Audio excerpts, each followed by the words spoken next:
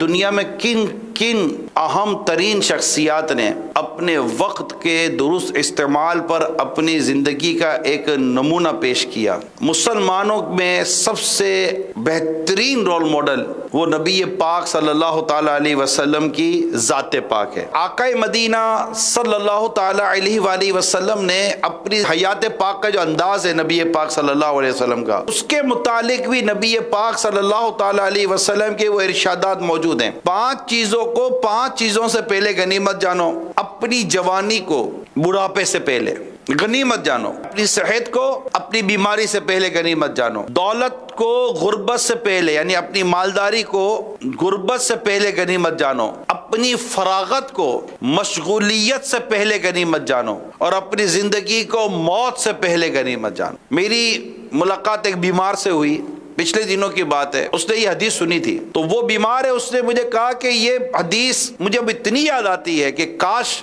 کہ میں اپنی صحت کو غنیمت جان لیتا، مگر بیماری میں کچھ نہیں کر سک رہے۔ اس سے بہتر کوئی بیان، یعنی اس سے بہتر ارشادات زندگی و وقت کی اہمیت کو اور اپنی زندگی کو کامیابی کی شارع پر لانے کے لیے سے بہتر ارشادات نہیں ہو سکتے۔ آپ کو کئی لوگ ملیں گے جو اتنے مصروف ہو گئے، شادی ہو جاتی ہے، بچے ہو جاتے ہیں، فیملی ایشوز بن جاتے ہیں، اور بہت زیادہ اکنومیکلی اور فائنینشلی، فزیکلی، مینٹلی بہت زیادہ آدمی بزی ہو جاتا ہے، کئی تفکرات آ جاتے ہیں۔ لیکن ایک ایج ایسی آتی ہے، نہ کرائے کا مسئلہ ہے، نہ گھر بار کا مسئلہ ہے، نہ کاروبار کا مسئلہ ہے، نہ بیوی بچوں کا مسئلہ ہے، کوئی مسئلہ نہیں ہے، سوائے ایک ہی کام ہے کہ پڑھنا ہے اور اپنے مقصد کو پانا ہے۔ اب غور کرے کہ جو ان ایام میں اور اتنی فراغت کے اندر بھی اگر کوئی کام نہ کر سکے تو وہ مشغولیت میں پھر کیا کام کرے گا؟ اس مشغولیت سے پہلے اپنی فراغت کو غنیمت جانو۔ تو یہ جو احساس ہے نا، یہ احساس بھی کئیوں کو ہوتا ہے۔ میری ایک نوجوان سے ملاقات ہوئی، اس نوجوان نے کچھ عرصے پہلے کوئی کاروبار شروع کیا تھا، تو کاروبار شروع کیا اور اس نے اس کاروبار کی قدر نہیں کی، تو کاروبار کی اسے قدر نہیں کی تو کاروبار اس کا بند ہو گیا۔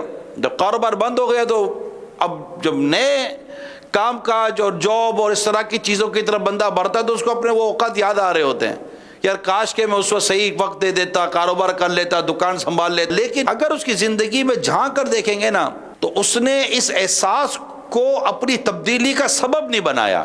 احساس ہے مگر احساس اس کے اندر تبدیلی نہیں لا رہا۔